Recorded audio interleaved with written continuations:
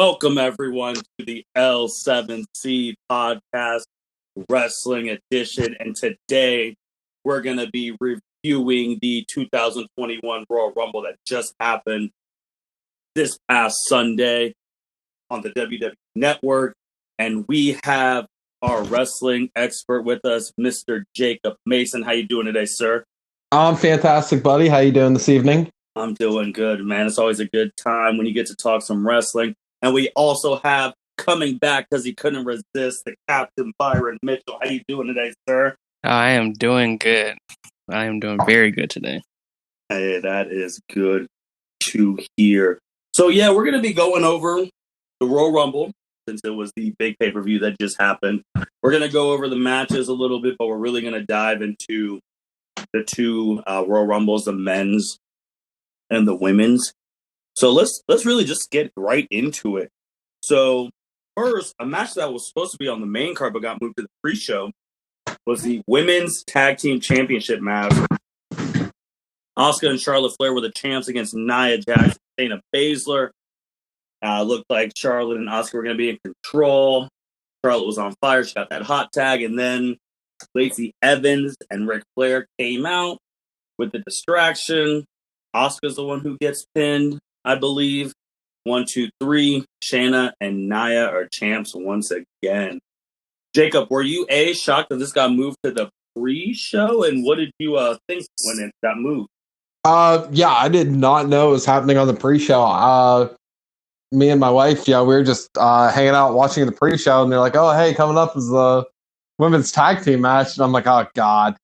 When I seen that, because I initially had Charlotte and Asuka going over, but as soon as I seen that, I'm like, "Oh, well, they lost." Yep.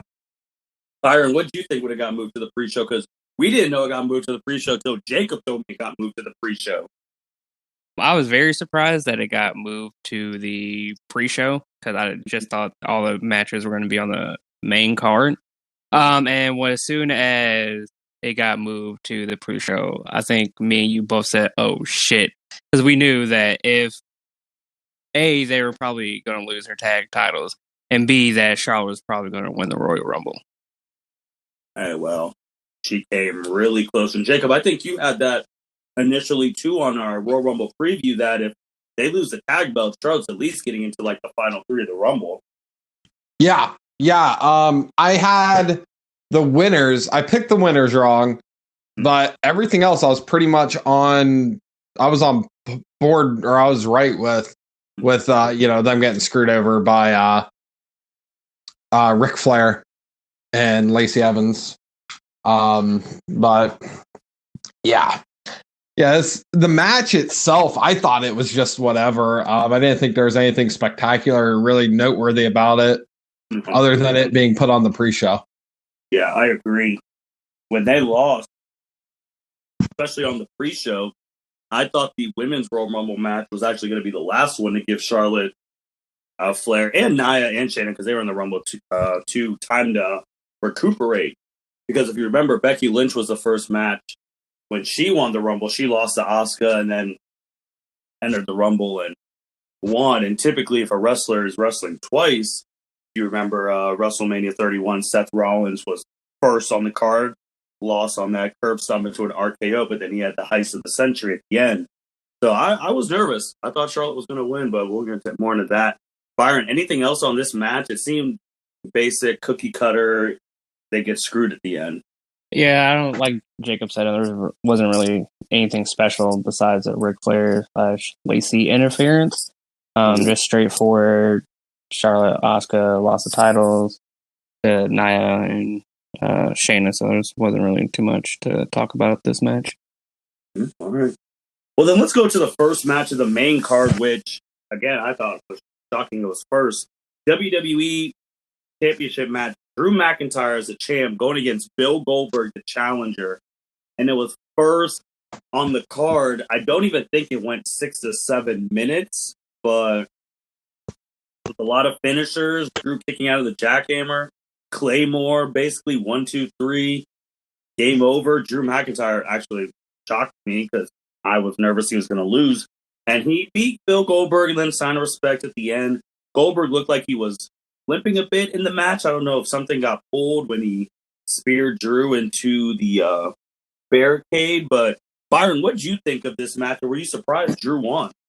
I'm not surprised Drew won. As I said on the last podcast, I think he should have won. But I was nervous that he was going to lose since he was the opening match.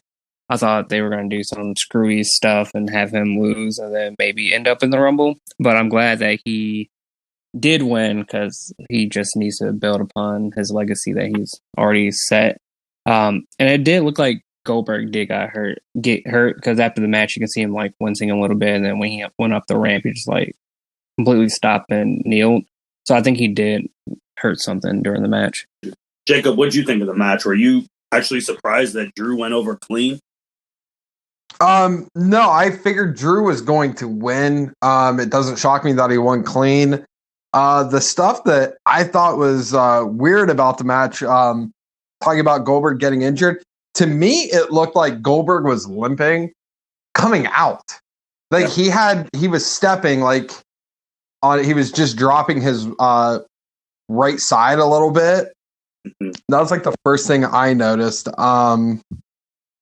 Let's see what else really. There's something else. I thought the jackhammer that Goldberg gave Drew was terrible. Yes, it was. If it wasn't for Drew just being good at his job, I think Drew would be injured right now because of Goldberg. Yeah. And what else?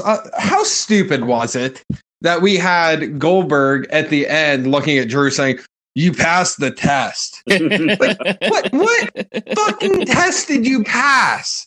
Like, I don't get it, Mr. Like, this whole thing kicked off with, what was it? Oh, you don't respect the guys who paved the way for you. There's no respect, Mr. Drew McIntyre. Like, what the it was the dumbest setup for the dumbest match.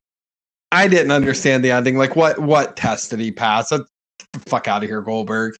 Like, take your seat on ass and stay home. I'm speaking on behalf of Justin right now. I thought that was stupid. I'm glad Drew went over. I mean, they did make Goldberg look strong though, because he kicked out of the Claymore, and there was apparently like two people that's done that now, and that was Brock Lesnar and Goldberg. So whatever, I guess. I mean, we got to make sure Goldberg looks strong because, you know, he's a good up and comer. He's got a really good future in front of him, I think. So good to know he's looking strong.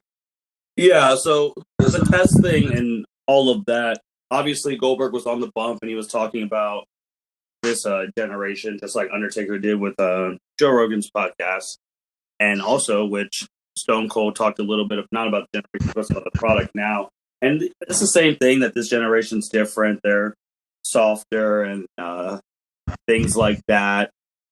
And I guess this was passing the test that you earned the respect of your current locker room because you beat Bill Goldberg and fans and all of that, even though Drew should have fans' respect because this is a guy who came in as the golden child. I even forgot what his nickname was the chosen one. Yep.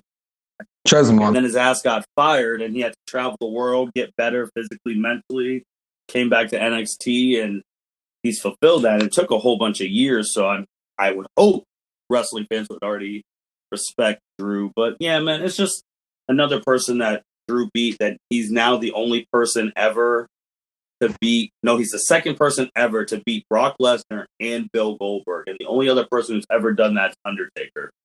So, wow. Let's just add to that. And I mean, I think everybody should respect Drew, and nobody seems to talk about it for this reason. Let's be honest. Drew is part of the greatest 3-man band of all time. So I think everybody needs to respect them for that. Yeah, 3MB, 2 out of 3. I mean, they all started, say what you want, but now 2 out of 3 of them have been WWE champions. Yep. Which is great. But yeah, and then, yeah, it was what it was. This match, I mean, it was what it was. We'll see. Goldberg's supposed to, I think, be at WrestleMania, so we'll see what they do with him. He'll pop up somewhere and go from there. Next match on the card before the Rumbles was the women's match. the championship match between Sasha Banks and Carmella. And I think we all had this right. Banks statement, 1, 2, 3, game over. But there was a point in the match where Carmella dived down, and I thought she was going to be knocked out or maybe dead. Jacob, I know you were really shocked about that spot. What did you think of this match and that spot? All right, so let's see the match. I mean, starting out with the entrances, I found it very, very creepy. Yeah. With Carmella's entrance, I don't know if anybody else knows, but me and my wife did. Reginald, Carmella's Ellsworth 2.0, was just completely just blatantly just staring at her ass the whole time. I mean, not even trying to hide it. And I was like, God damn, that's creepy. But they came out, they were doing their match, of course, yeah, everybody's thinking Carmella's going over. And then Carmella decides to go full yeet mode and throw her ass out of the ring with a suicide dive and just scorpions her body, which was hands down the most entertaining part of this match, in my opinion, because holy shit, chance should start popping off there, because how she's not dead, how her spine just did not concave upon itself is a miracle. After she did that and she kept going, I officially wanted Carmella to win, just because my God, the yeeting that you just did upon yourself. What a champ. Well, yeah, even when that happened, you could, if you watch it carefully, you see Sasha tapping on the back saying, "Are you okay? Are you okay?" And even beginning of the match, too, if you pay attention, Carmella had, she kept adjusting, her top. I don't know if her top was too small or not the right top that she wanted to wear, but she kept adjusting that a majority of the match. Byron, what did you think of the match? Again, just one of those straightforward matches. Not much to it. Like I said on the last podcast, I don't think Carmella's a credible contender yet, but she can get there. I think she just needs more practice wrestling. I don't think she has that it factor yet, but it could change. So just straight bank statement 1, 2, 3. Well, not 1, 2, 3. Tap out and call it a day. Move on to the next challenger. Yeah, and I think also with Carmella too, she only has 2 moves. She has the super kick and her submission move. That's it. And as Jacob called in James 2.0, Carmella is most successful when she has that type of person, but that's bad. Yeah. Mm-hmm. She's the most successful is when she has a dude like a James Ellsworth, like this guy, who can do dirty work, and she needs to be able to sit on. Even when she was Money in the Bank, Ellsworth was with her, and all that. And you brought up the entrance, Jacob, and him just staring at her ass. I think it's crazy too how I'm sitting there watching his entrance, and he's doing that, and then her whole boyfriend is commentating. I've always found that. Yeah, you gotta imagine. Corey Graves, I'll give him that. He's doing his job consistently, and doing a good job at it. Where I gotta imagine if that was any of us going "Hey Reginald, why don't you stop staring at my wife's ass? That'd be great. Thanks, bud." But he's they're not normal people, right. So he probably. She posts his thirst traps on Instagram and all of that stuff, and she probably would be making a profit off the stuff, but third party ban.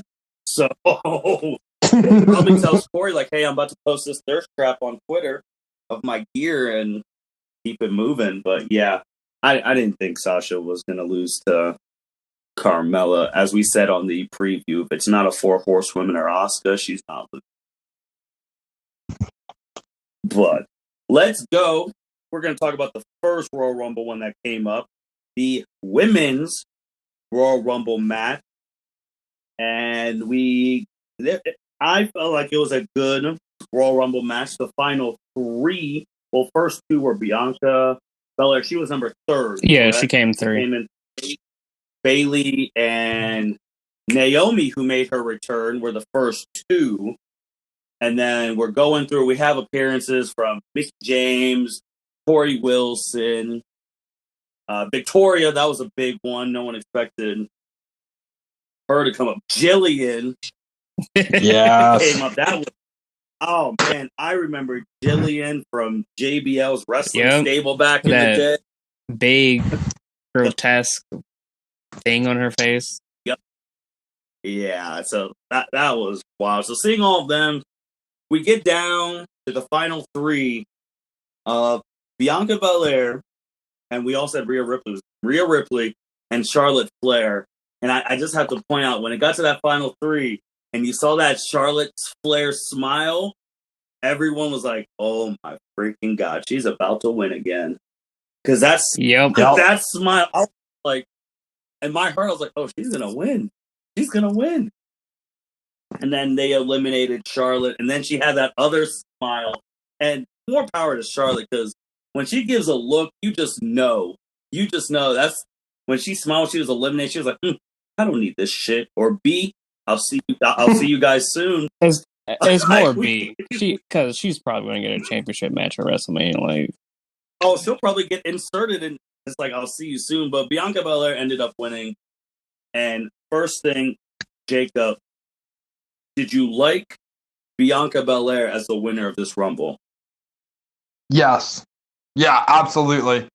I don't think you could find one person who was like, "Oh no, not Bianca Belair." Yeah, I was super happy with her going over. I think they made a great decision there. Byron, how about yourself? Are you happy with Bianca Belair? I was very happy that she was a winner. One, I picked her in our little Pick'em Championship bracket thing. So I'm definitely happy that she won, and I think she deserves it. She has been great since her NXT days, so I think, and she gets a lot of praise from the locker room. Like, I was reading on Twitter, like, some of the people who were like congratulating her, like Becky, Naomi, and superstars like that. So she definitely has the respect of the locker room. So I think she definitely deserved to win. If you remember, Jacob, right after we reviewed Survivor Series, I'm pretty sure we were the first people in the wrestling community saying that she needs to win the Rumble, don't you think? Because we said that. Oh yeah, Survivor Series. Yep. Yeah, you even tweeted it. You have the actual proof. I mean, we'd have to go back and listen and make a soundbite. But yeah, no, we were calling that. Bianca Belair's the freaking man. I mean, no pun intended there, but like, she deserves it. What a wrestler she is all around. Yeah, and you even said yourself, Jacob, that she is really teetering, and you picked her to win. She was really teetering from, like, she could be a really good mid-carder too. If she wins this Rumble, you're looking at someone who could insert themselves in the 4 horsewomen, Asuka, now Alexa Bliss, top tier women, and you were right about that, man. Oh yeah, she's going to be the main event star, and someone who's not Team 4 horsewomen, Team Asuka, and that's good. It's great to see WWE making stars. Now, hopefully, this goes good, because it is WWE. So I have my doubts if they will screw this up. They shouldn't. This should be a no-brainer. But I've said that about a lot of things. Yeah, I agree with the making stars thing. And you brought up the man who, Becky Lynch, was at the Royal Rumble. I mean, she tweeted a picture of the curtains, and she congratulated Bianca Belair too. So I mean, her coming out, we might be inching closer and closer to a Becky return. I hope so. Which would shake things up.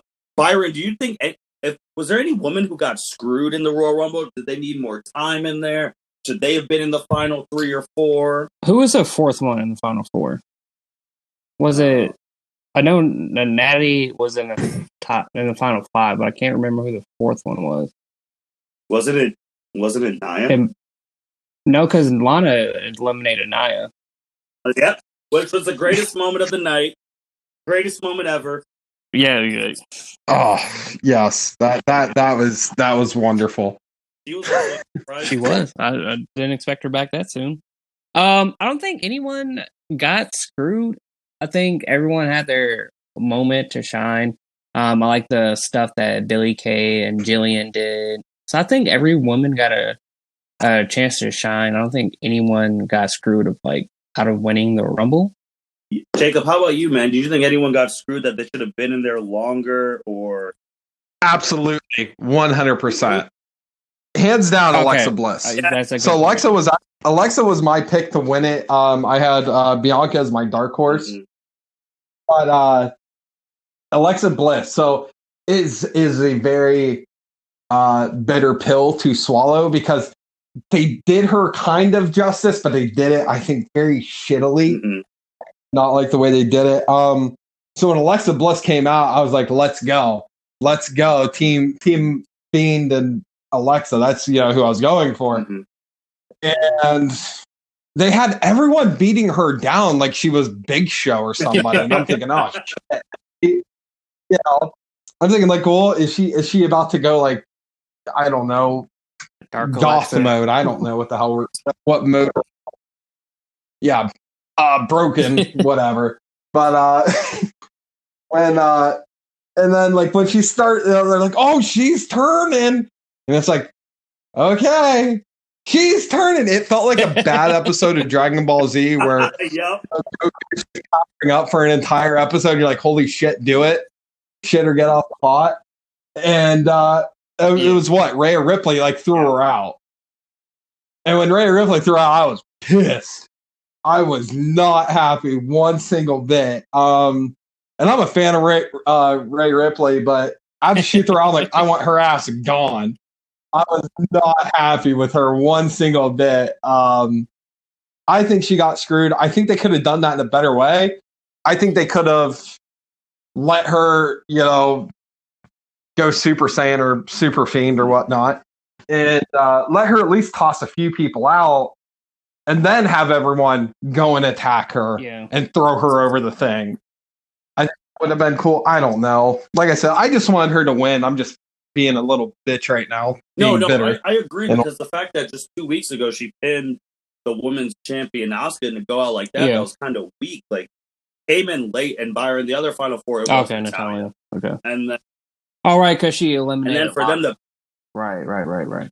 Yeah, and then for them to beat her up like that when she wasn't even transformed, that was bad. That Alexa Bliss, because it's like all that momentum, and then just to throw her out like that was tough. Breakout star, I want to go first. I think the breakout star of the Royal Rumble, the women's, besides obviously the winners and all, I think it's Billie Kay. Yes. 100%.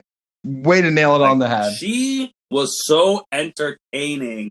I just couldn't handle it. I think there was a while when they split up. There was the articles, Byron, you shared one of them, that they split up to see if Peyton Royce can be that next champion. But the stuff that Billie Kay's been doing alone on SmackDown with the Riot Squad and then the Rumble, she's really showing that she's more dimensional than just being one half of the Iconics. I agree. Do you guys agree? I think one of my favorite moments of hers in the Rumble was her, Jillian, and Peyton Royce. And like Peyton Royce and her did like a tag team move. And then Peyton Royce wanted to do the iconic pose. And she looked at Jillian and didn't do it. I died laughing. Was it with Jillian, or was it with or it might have been Ruby Riott. I think Ruby Riott. I think it was Ruby Riott. But that movie, that was just hilarious. That was good, man. Like, I think she was a breakout star, and I really hope WWE paid attention, because if there was fans in there, she would have had that place rolling like R-Truth style. Yep. Were there any 100%. Were there any other breakout stars in the Women's Rumble? She was just the only one I was headstrong. Like, this is a breakout for her. This was a moment. Yeah, I was going to Billie Kay. You talked about earlier Lana eliminating Nia Jax. I mean, I was cheering for Lana when that was all happening. I was super stoked to see all that go down. But Billie should get a push. She needs more screen time. She needs high mid card her ass right now. Have her do something. Anything, I'll take it. Yeah, and I think the other person I just thought about was Rhea, because, I mean, Jacob, on our podcast, we talked about how she was the second hottest thing in wrestling behind Becky Lynch. And then when she ran into Charlotte, her 2020 was god awful. Like, she had the issues where she couldn't come to America. She was losing left and right. So for her to be in the final 2, I think that was a step in the right direction for 2021 with Rhea Yes, Ripley. I agree. I just wonder if she's going to stay in NXT or if she's going to come up to the main card. Yeah.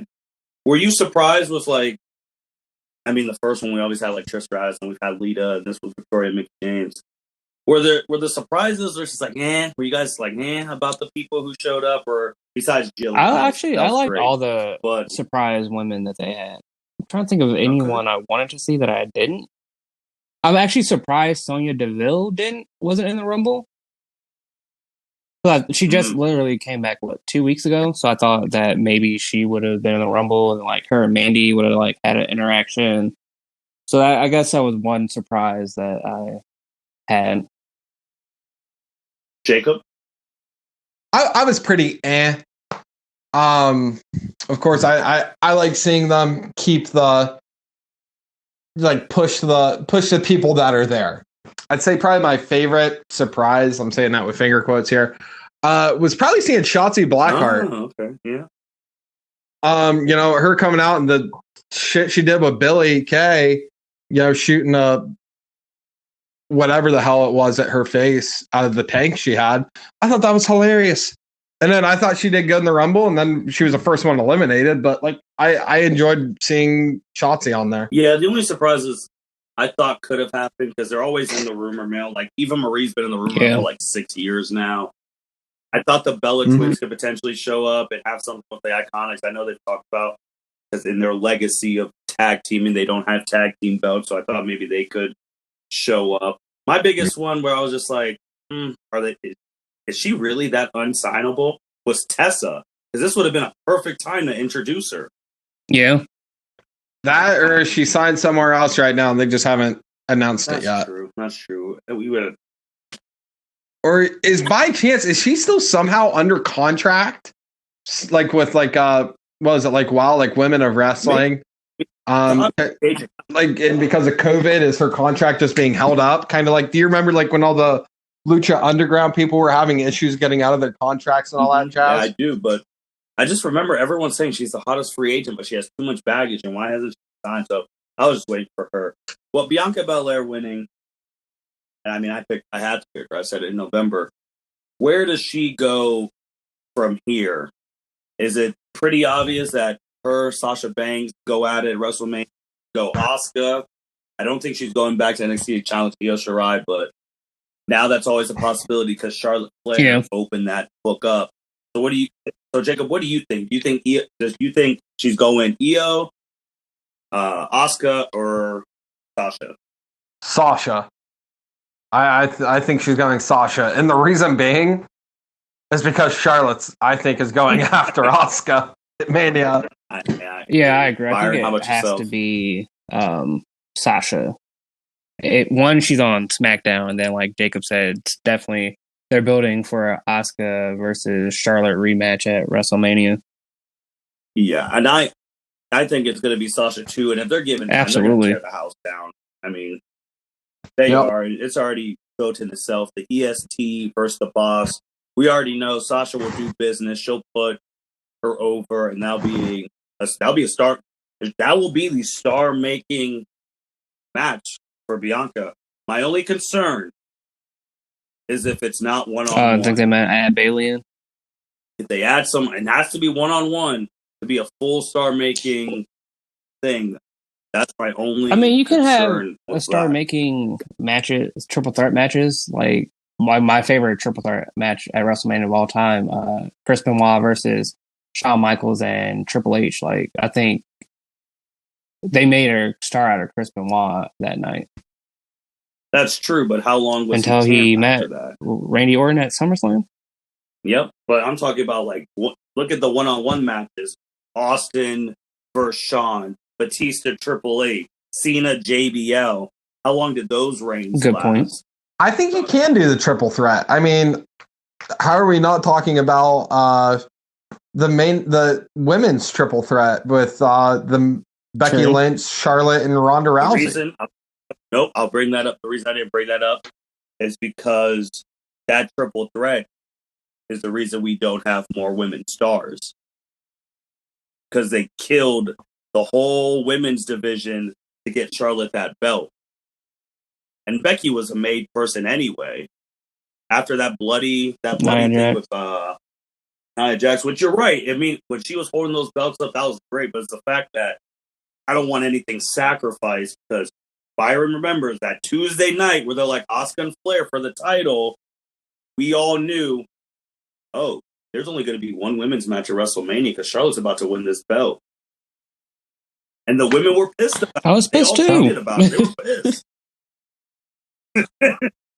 Yep. And that, I would never forget. Yeah, I forgot about that. You're correct, sir. Oh, I'll never forget it either. I'm sitting here Tuesday like, wait, Asuka and Charlotte for the belt for no reason?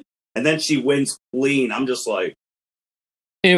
For no reason. It really was for no reason. For the queen! Like Martin said, they really killed the SmackDown women's division by having Charlotte win that title, because Asuka should have retained, and then they should have had a SmackDown Women's Championship at that year's WrestleMania and have Ronda and Becky go one-on-one, because they had a fiery feud. Oh, yeah, it was personal, but they had to insert Charlotte. They had to. For that, I mean, to us, they didn't have to, but they had to. But let's move on to the next match. The Tribal Chief, Roman Reigns, defending his title against Kevin Owens. And we all know the result. Roman walks in, wins. But I enjoyed this match. Kevin put on a really good show.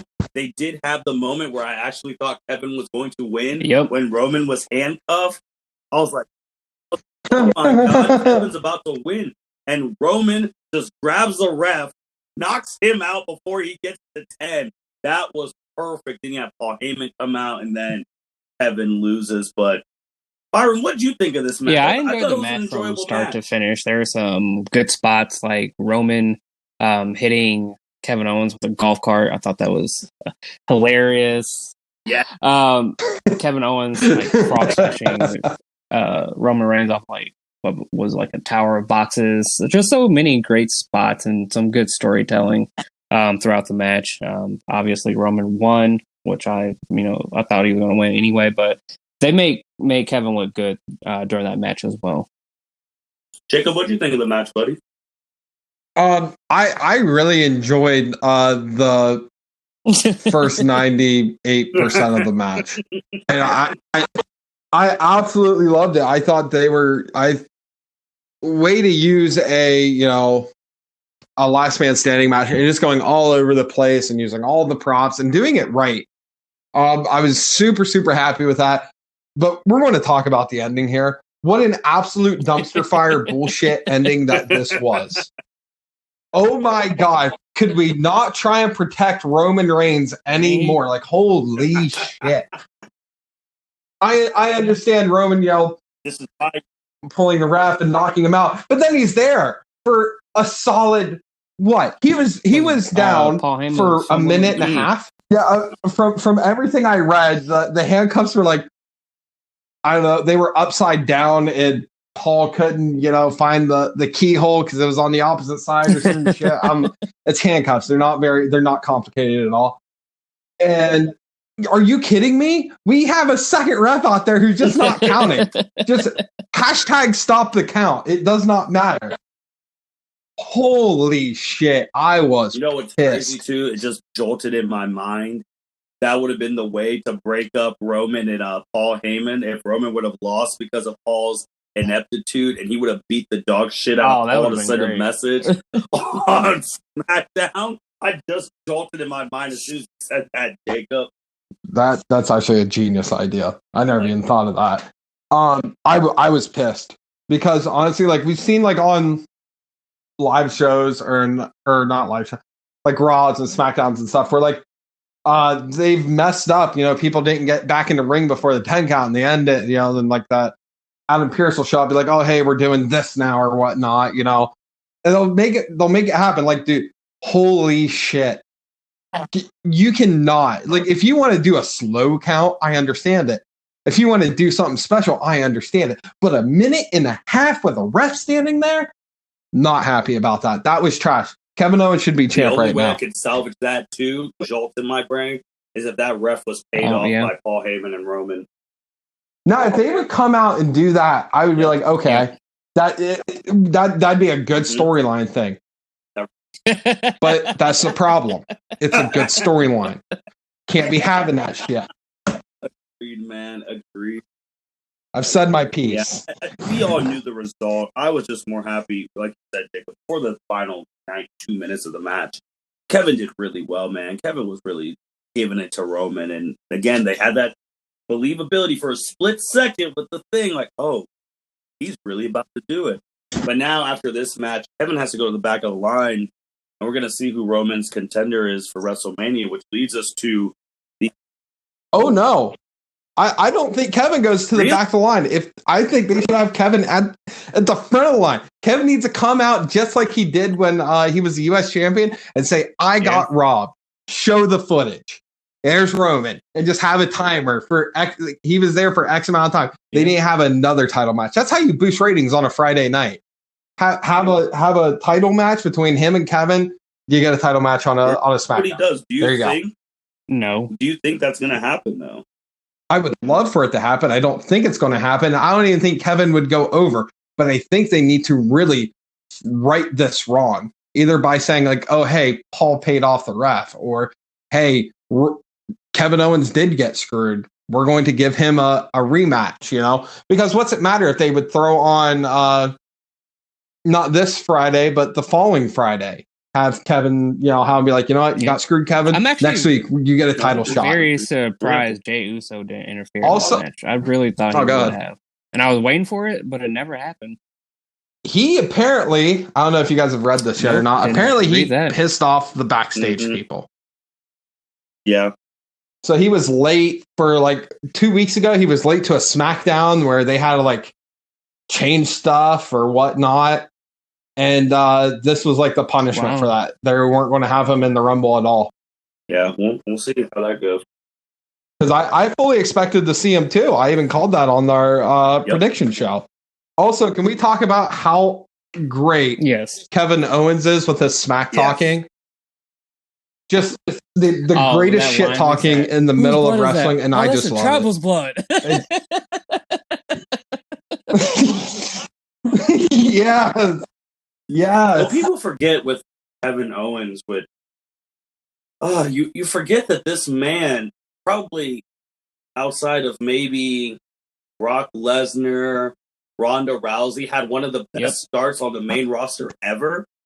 Like when he confronted John Cena, when John Cena was at the height of U.S. champ power, stepped on the belt, beat John Cena clean in the first pay-per-view, I really thought they were about to really... And he had the trilogy with Cena, and he lost 2-1, and they were all really good matches. I saw one live at Columbus Money in the Bank, which I think is the best match I've ever seen in my life in person.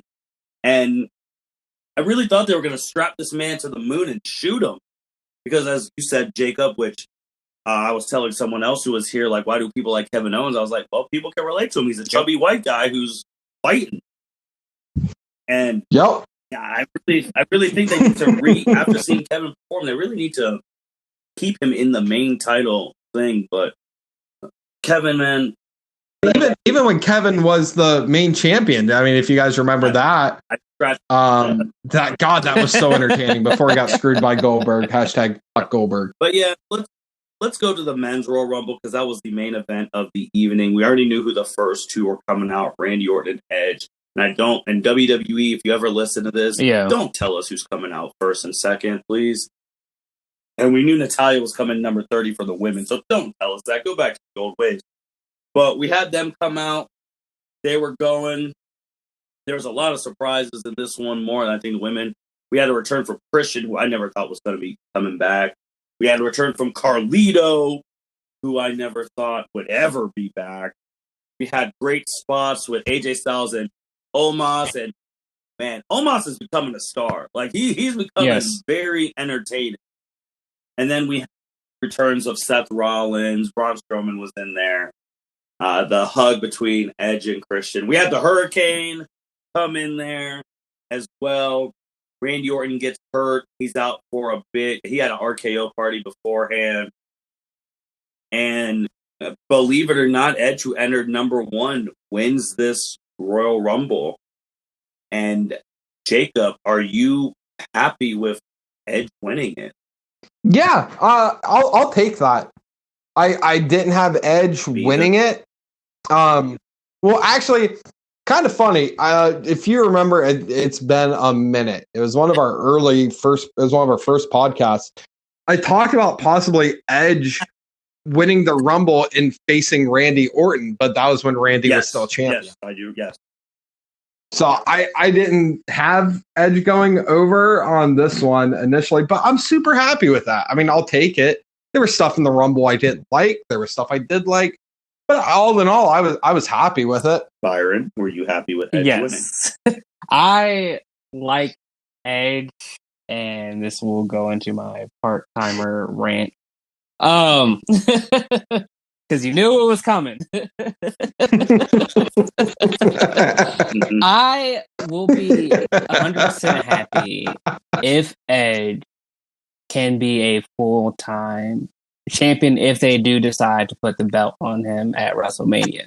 I like Edge. I've always liked Edge. I think he's one of the fantastic wrestler. Great on the mic, great in the ring. I just want him to be a full-time champion. Now, I kind of feel like they may be going in that direction because he is supposed to appear on NXT tomorrow. So we'll see how that goes. But if they do put him on the championship on him, I would just like him to be a full-time champion. That's all of that I ask. I was shocked that Edge won. One, because he was coming in number 1. I didn't think he was going to outlast everyone and be the champ. Jacob, I was with you back then, man, because when Randy Orton snatched that belt from Drew, I thought they were prepping the seeds for them to be the main event. Edge wins and beats Randy Orton. But with Edge winning now, I don't know, because Byron, you're saying you're happy with Edge winning, but Edge is the second oldest person to ever win a Royal Rumble. The only person older than him was Vince McMahon, which I don't even count that. He is the oldest.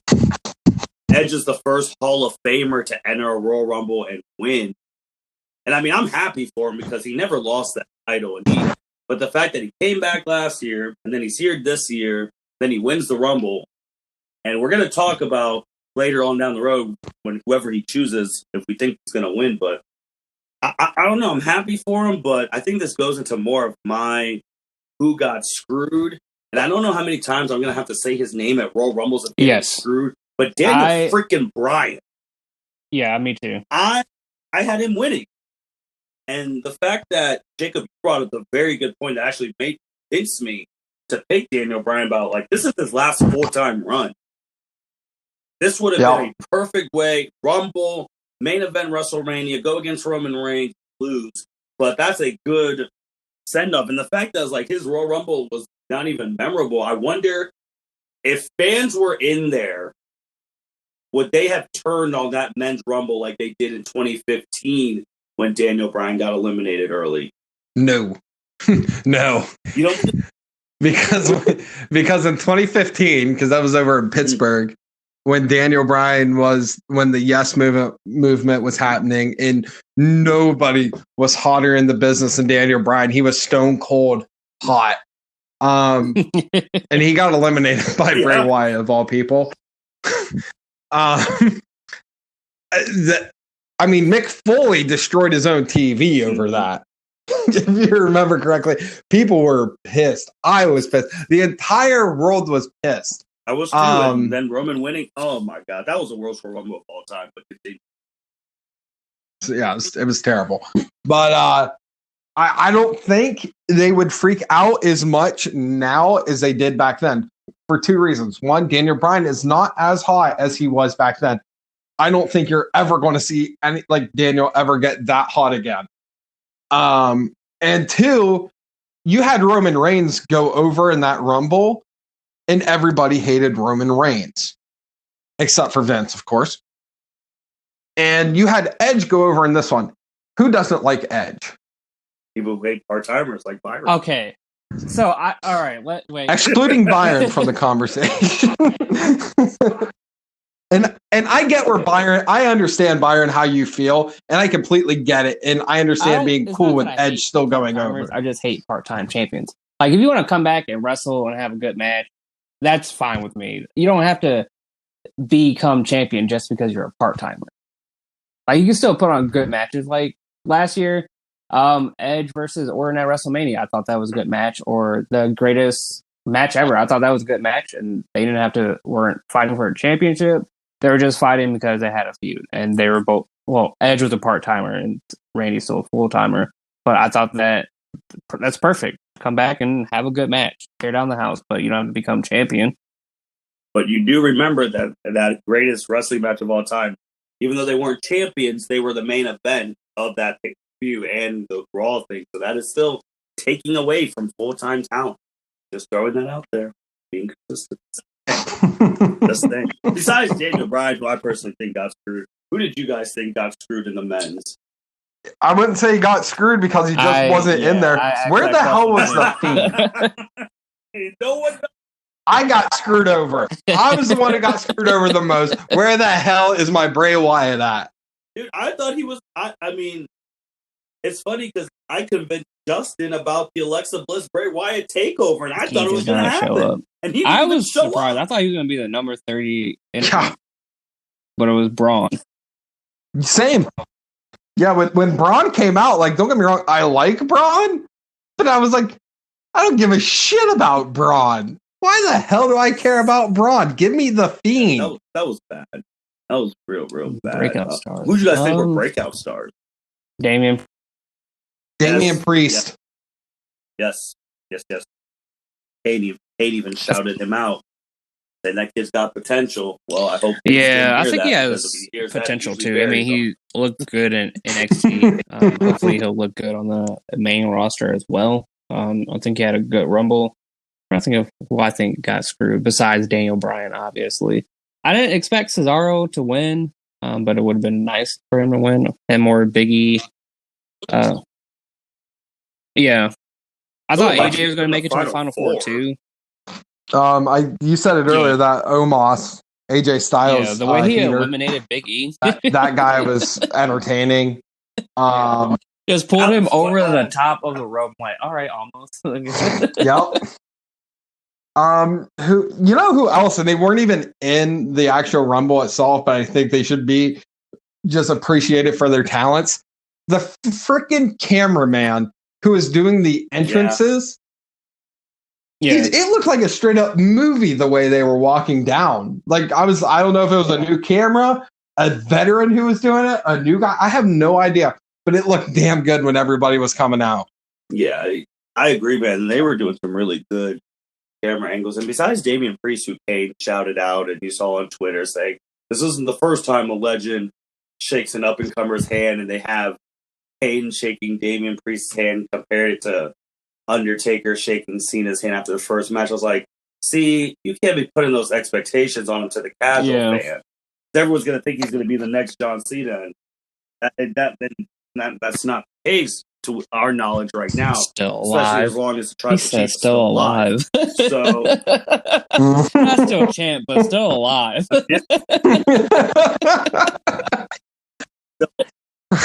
And I'm not gonna lie too. When if you weren't educated and Edge thought he won, and Randy Orton came out and RKO'd him, I got hyped. I really did. Because I was like, you know what? I honestly thought Randy was about to win when he came back and RKO'd him. I was like, all right, Randy's about to win. And I'm okay with that. Even though if Randy would have won that Royal Rumble, and that would have been his third, we would really seriously need to consider where he's I think he's to the GOAT up there. I think he's close to being the GOAT because he has the hardest promos I have ever heard. Like the way he was talking on Monday, I'm like, man. Randy Orton just doesn't give a fuck.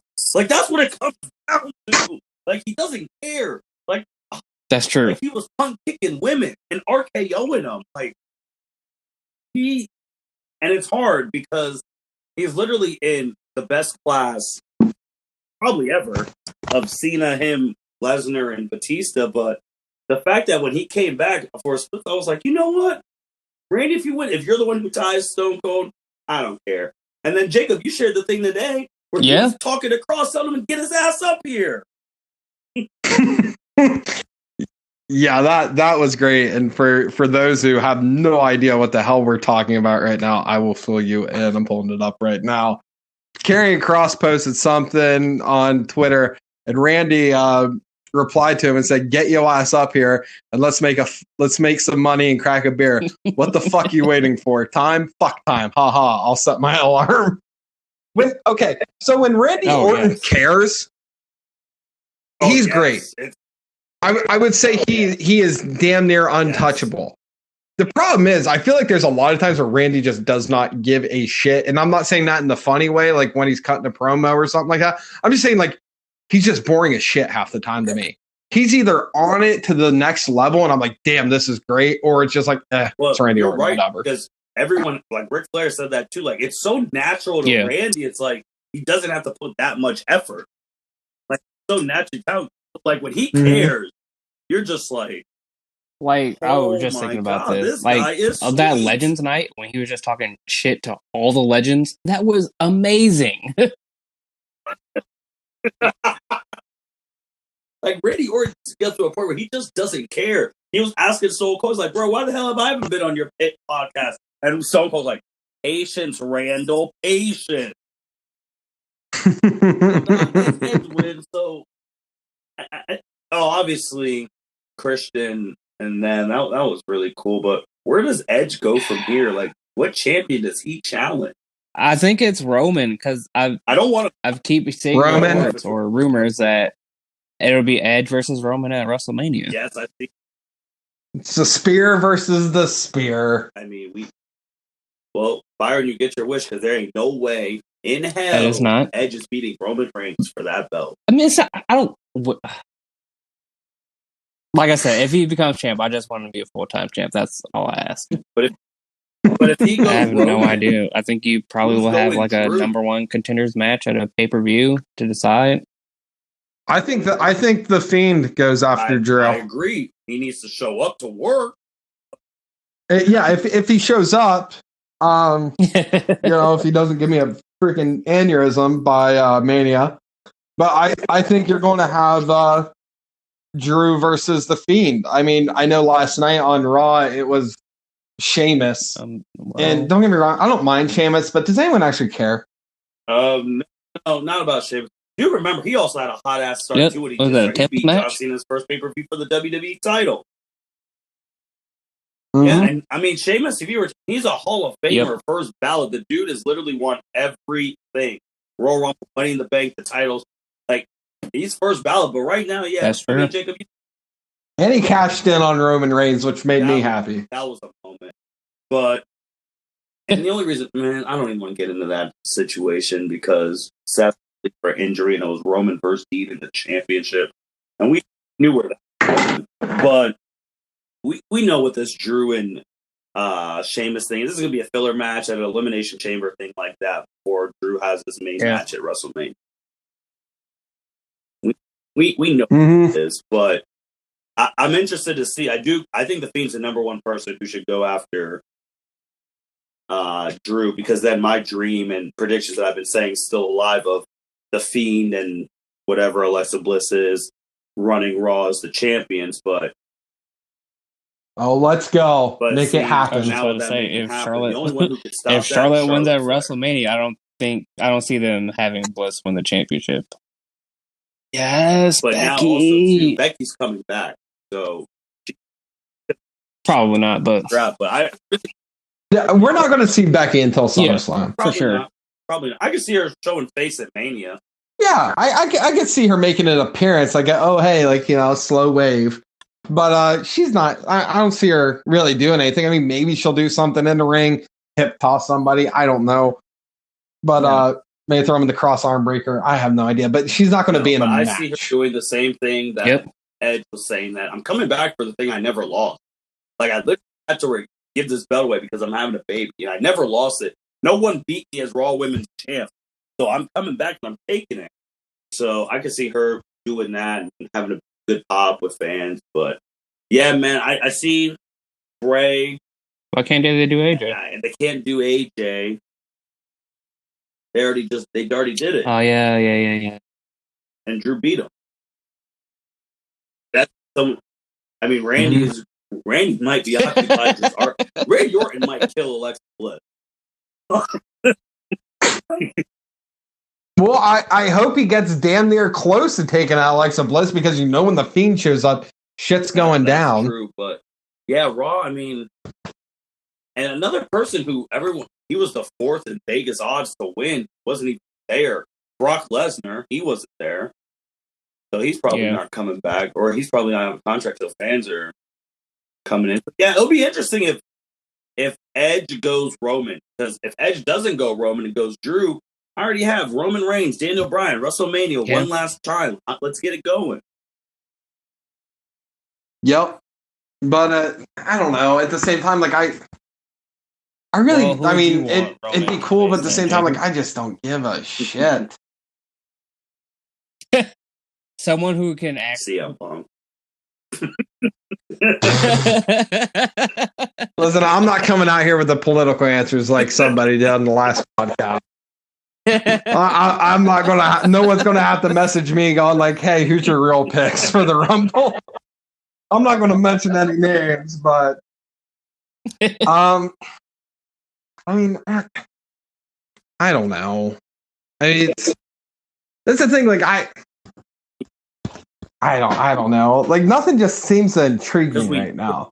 And then we also have like we're having Edge show up at NXT tomorrow. Byron brought that up earlier.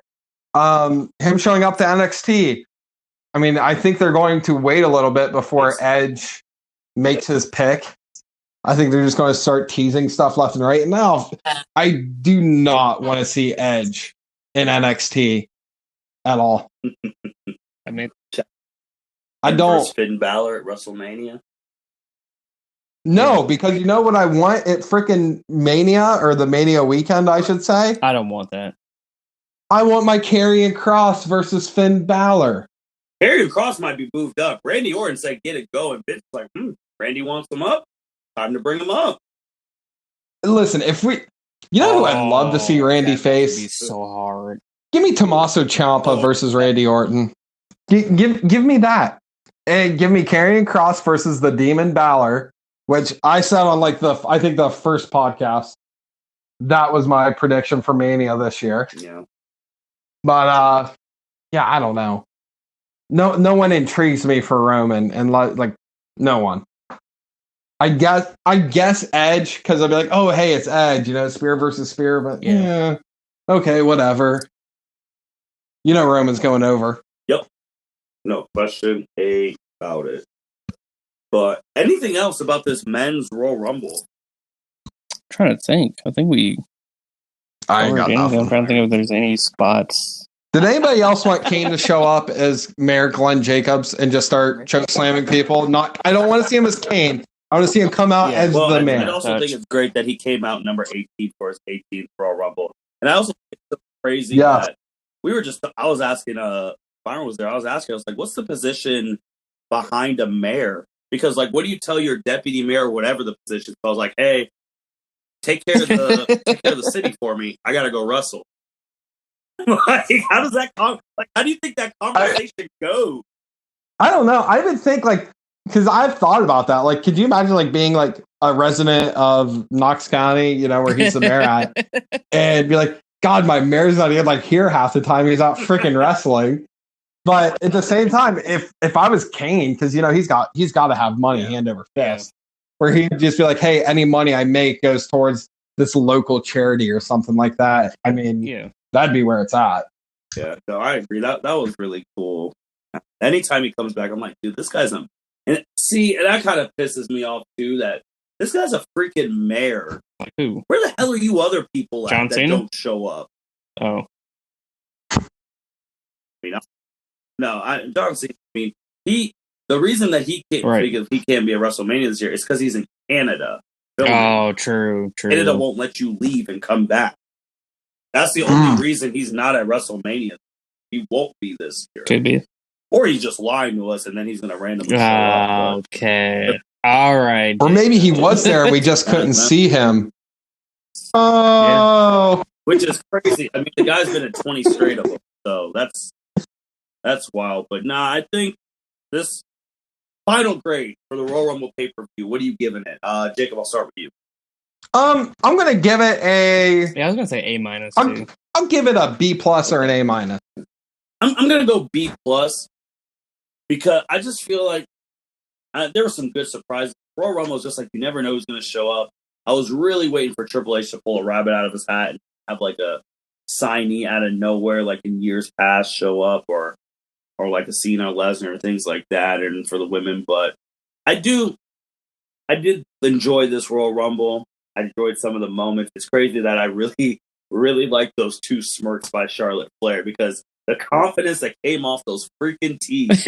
I was just, God, I'm so that's confident in life. You just know you're gonna win later down the road. But I enjoyed the winners were good. I think it was one of those Royal Rumbles where there's not that many people mad about the winners. Now the directions they go, Road to we're going to be talking WrestleMania. about that in earnest because we're on the road to WrestleMania, guys. Like we got our Royal Rumble. We're going to be finding out the card and seeing where things go from there. Before we do end, I do want to shout out because they've built so much cash sales. Yes, I do want to shout out the New Day for the Brody Lee gear. Yeah, They didn't, and his wife, when she found out, she's like, "Those are just three." I didn't know they were doing that. I those love are New Day. 3 great guys. They're one of my favorite factions. Yeah. All right. Well, Jacob, any last words, man? Not really. Jay White's staying in Japan, but that's going to be for the next podcast. We're gonna go back to talking about everyone. We just Royal Rumble, WrestleMania. We gotta hit on these, but we're gonna go back to talk about everyone in the next one. I don't have any last words, but if you guys Byron, do a review episode for the next pay-per-view, count me in. Hey, you guys Byron's can do Byron's trying to be a resident wrestling guy. No, it's hey, because of that. Because is it because you came around the number one podcaster on the L7 to talk about?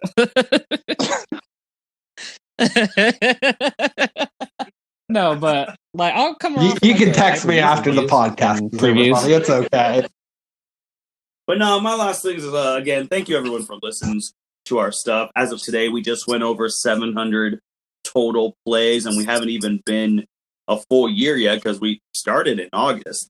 So can't wait to see where we're at when we get to the year mark. And also with the 700 total plays, they did. I don't know if you know this, but Anchor actually shouted us out today. Yeah, congratulations for hitting over 700. I was marking out because Byron was the first one to notice. He's like, hold on, Anchor liked and congratulated us on Twitter. Oh, you got to send me that. Oh, I got to post that on my Instagram for all my followers. Though. I was marking out because me personally, that's the first time a verified Twitter anything account has ever sent anything back. That's awesome. That was really cool, and seeing like that and seeing how far we'll go. But yeah, man, road to WrestleMania. I'm really excited. I can't wait to see these matchups, and we'll go from there. But yeah. Hey, also, when we hit 800 views, because I felt a little hurt by this, by the way. When we hit 800 views, I fully expect you to post on the Instagram, like, hey, shout out to the most consistent podcaster we have, Mr. Jacob Mason. Well, follow at Holly Mason. Every 100 ones, I typically only shout out the person's episode who just came out, who got it over. You're right. Jacob, can't be having that, buddy. But I during a pre-plan. I can't wait to long thing for. Can't wait to see the shout outs for 1K. All right. Yeah, but Chelsea's one's the one who came out today, and then we reached over 700, so she got the shout out. But with that being said, keep listening to all the stuff. Thank you everyone for listening to the L7C podcast. Thank you, Jacob and Byron, for being on. We love wrestling. We're always going to keep talking wrestling. And you all have a great day. Take care. Road to wrestling. Thank you for listening to this episode of the L7C podcast. Be sure to like, rate, review, and subscribe to the channel. Follow us on all social media platforms, and we'll be talking to you guys soon. Take care.